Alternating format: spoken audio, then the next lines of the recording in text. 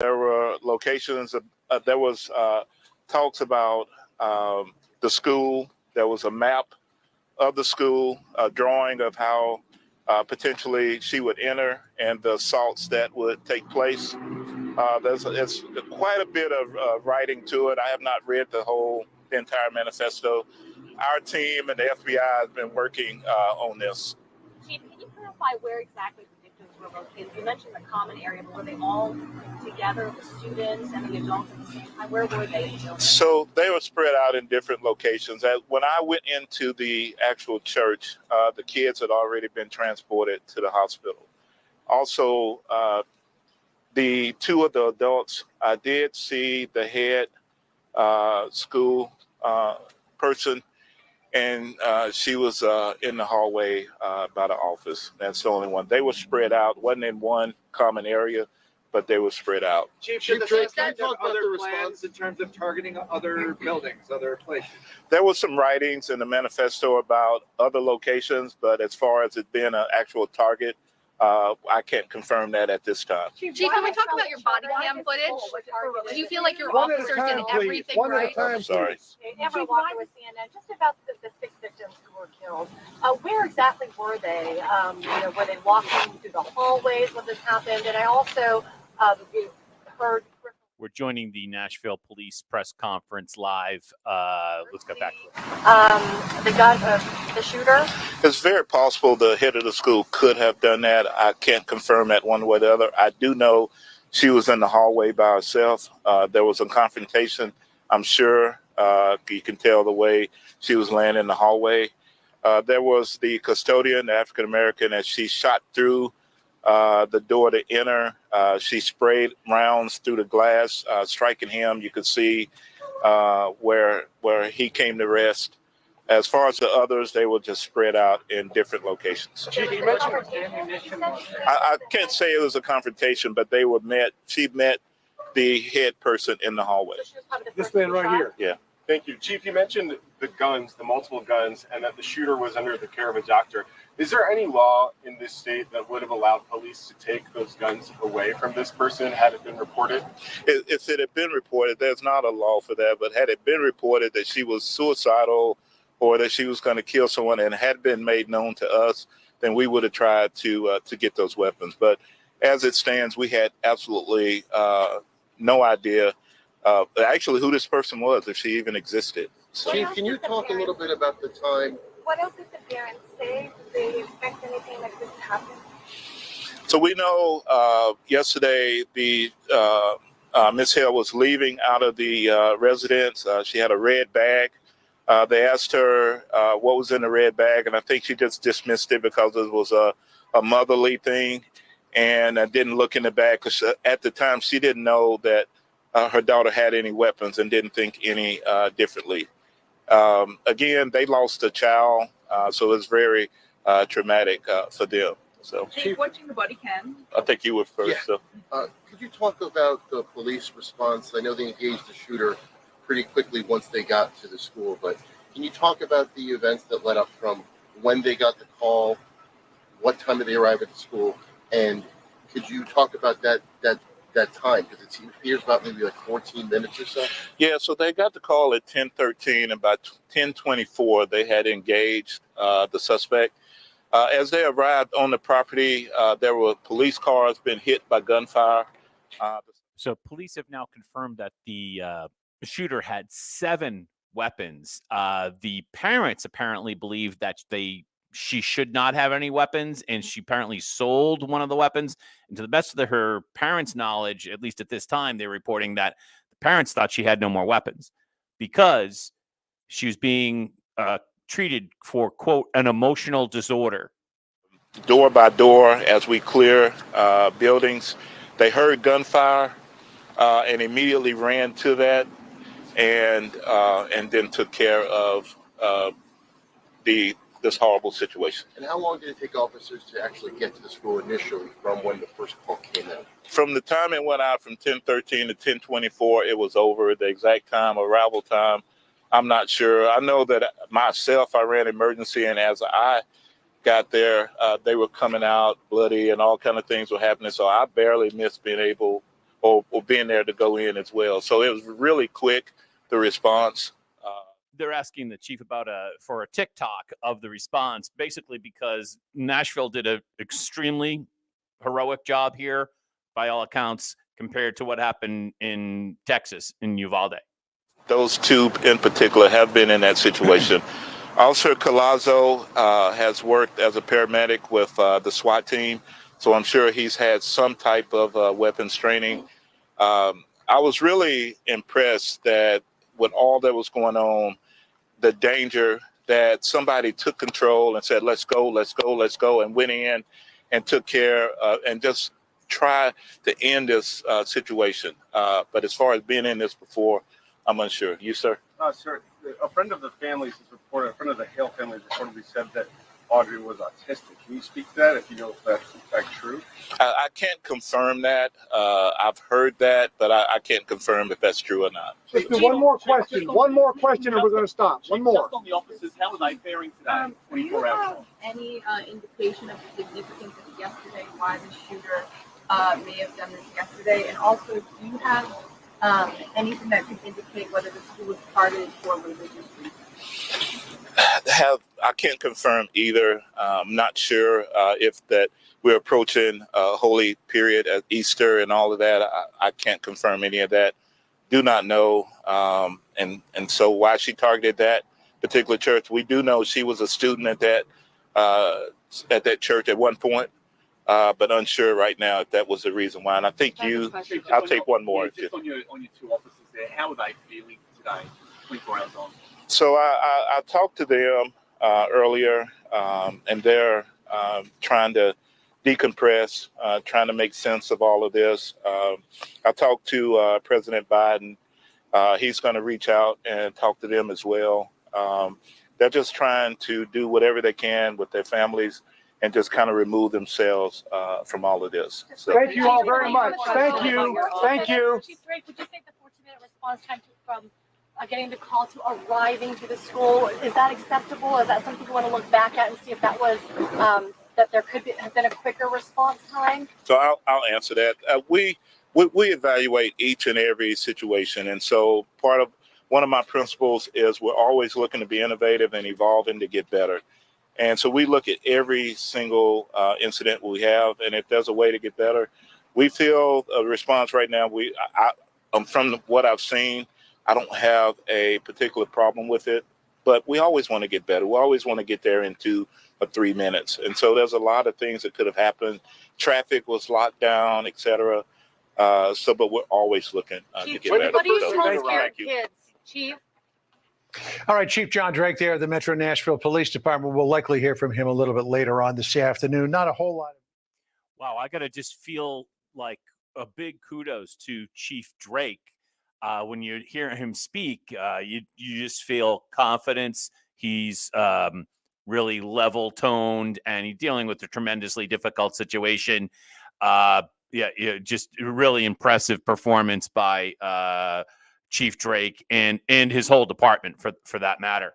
Once again, what we're learning here is that she was being treated for a quote emotional disorder by a medical professional. No details on that, nor any additional details. One of the things they did not release, and it was like the first question in this presser, was the manifesto, right? So we haven't gotten that yet. I don't know why they're delaying, but haven't gotten that yet, and it hasn't come out. So another important aspect is apparently the parents knew she shouldn't have these weapons, and she duped them by basically selling one of the weapons and then stashing other weapons in the house to trick her parents. And, I don't have those guns anymore. So and specifically the 2 weapons that were used in the shooting. Apparently, if I understood the Chiron correctly from Fox News, she actually has purchased over time 7 weapons legally in Tennessee. So they also added that the victims were scattered throughout the building, and that the shooter had designs on additional locations. There was a question about a potential red flag law and whether or not this would actually have stopped, or if they had a red flag law, which I don't believe they do in Tennessee, whether or not that have somehow been impacted. And the chief said, I think he basically said, no, probably not. We didn't have her on the radar in any way, shape, or form. In fact, I think he said that he didn't even know that they didn't even know she exists, not on the radar. So I don't think a red flag law would have made any difference in this particular situation. The footage is now available, and I have not yet seen it because I was out of the office for a short time, but I have not yet seen it of actually the inside of the building. The inside footage apparently has now been released, and all credit to the Nashville Police Department. God bless them. And the chief at the very end there indicated that he was, if I understood him correctly, the officers involved that took care of the situation, so to speak, are now decompressing with their families and just trying to make sense of the entire situation. God bless that. Just an amazing, extremely hard thing to do. There's been a lot of talk, and maybe we'll come back in a different video about how the media has handled this.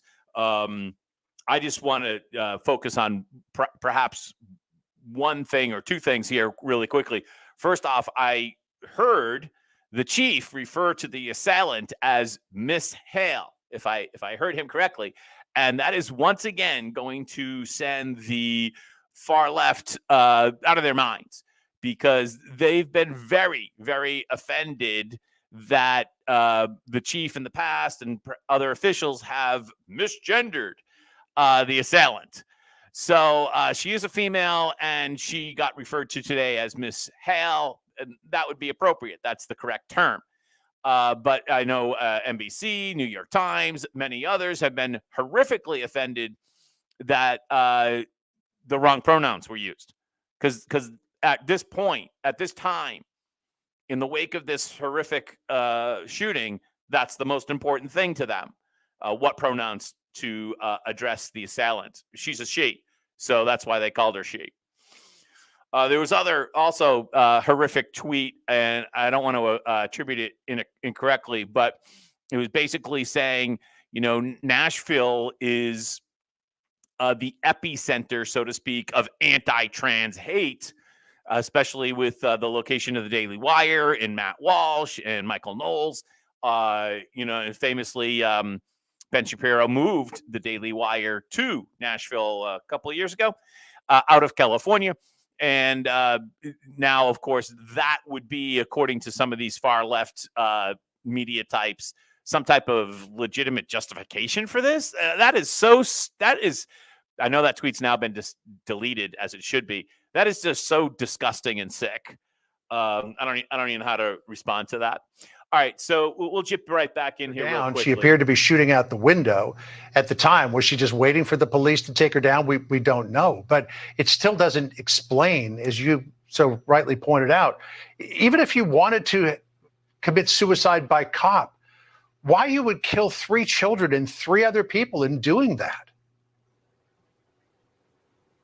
And John, it will never make sense because you're a good. Yeah, how do you answer that question? Great question by John Roberts. He always seems to be the voice of reason, doesn't he? You think life's not worth living and you want to end it? I would advise you not to. But she could have done that. She wanted to go out, maximizing the grief and the pain of strangers. I mean, that is just not a normal human thing. And so if you're not a normal human, you should not possess firearms. And I don't think that's all that complicated. Even from a constitutional law standpoint, I don't think it's that complicated. Crazy people should not have firearms. Yeah, I mean, not complicated in principle, but seemingly complicated in application. Trey, thanks for joining us. Really appreciate your thoughts. Thank you, Trey. Y'all. Appreciate it. All right, Dr. Mark Siegel joining us now. Let's just follow up with one other important item. And because Biden and Corinne, came in, the first thing they said was assault weapon ban. We need an assault weapon ban. It's very important to remember that when the Columbine shooting happened, which is probably, one of the first ones that kind of kicked off the trend, horrific as it is, I remember that very well. Some of you were very small if you're watching, but I was well into my adulthood at the time. And at the time, we had an assault weapons ban in place at the time of the Columbine shooting. So that doesn't mean just because you have an assault weapon ban, that doesn't mean it's going to stop this type of thing. That's just absurd. Well, what it will do is create more places where people cannot defend themselves. That's what it will create, and that's pretty obvious, and that's the goal, right? So that you cannot defend yourself. I am looking at that school, and that school, how she shot out the glass in the window of the doors, and the schools where we have here, we're very extremely fortunate here in beautiful Plymouth, Massachusetts, to have 2 brand new high schools, and it's built the same way. You have the outer door, and then you go into like this area, and then you have an inner door, and they're all glass. All of these doors are glass, and it just shows you that if you want to get through the glass, you can horrifically, right? What only could have stopped the shooter was a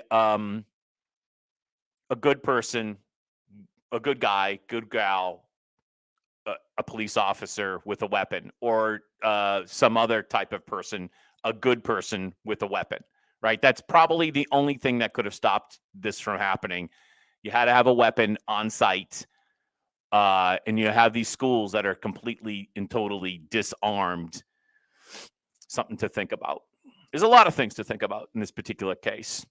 All right, so we're bringing in Dr. Siegel. We'll listen to him because they did confirm a medical angle on this in this press conference. We'll bring up Dr. Siegel. Checks and balances there. There was no proof to me that you got rid of the gun. Proof to me that you're acting responsibly here. There was none of that, and it seems to happen almost every time that as we go through these forensically, we find that there were red flags that were either missed or not acted upon, or something else has happened with them.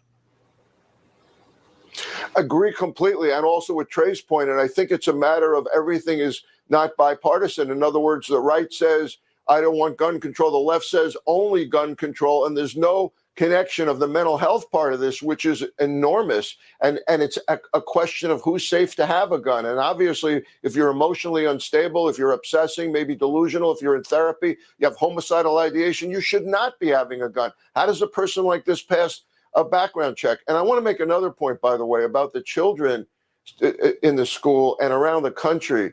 Every time a mass shooting like this happens, kids get hurt. Because if they're not just the kids that get killed, 3 9-year-olds got killed, but imagine what kids in this school feel like, or in Tennessee in general, or around the country watching the videos of this. You get a feeling of unsafety, of fear. And that fear spreads like an infection, a contagion. We need our children to be safe. We need parents to stand up, help our children feel safe, schools to stand up. I think we, as you just pointed out, John, have to get mental health interventions under control here to where they actually prevent things like this. Really important stuff, Dr. Siegel. Thank you very much for joining us on that. Thank you. Thanks for having me, guys. Thanks, Doc. And so Dr. Siegel is right. The mental health thing is a huge aspect. I don't even want to use this word. How do I say this? Think you're a guy when you're actually a girl aspect. I don't want to use the word transgender anymore, because I think when you use transgender, you're buying into their vocabulary. I really think we need to come up with another word that is as efficient in the English language, but does not buy into their ideology. I think that's important. I don't know what that is, but we have to come up with that. You're not a man. So if you call yourself a transgender man, you're just not a man. I mean, you're just not. So they're trying to say that, but you're not. And so it's an analog thing, and I don't mean to be mean about that, or to criticize, but you're one or the other. It's A or B, 1 or 0. on or off. It's just an analog thing.